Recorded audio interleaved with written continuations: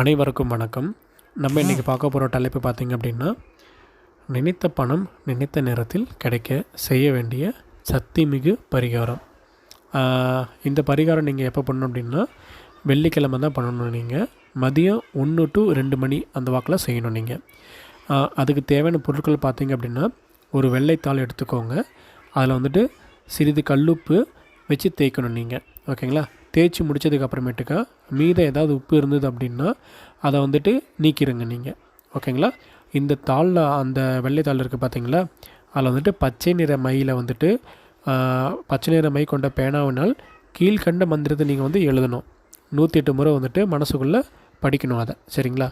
என்ன மந்திரம் அப்படின்னா, ஏகம் தனம் சர்வம் சித்திக்கும், ஏகம் தனம் சர்வம் சித்திக்கும், ஏகம் தனம் சர்வம் சித்திக்கும்.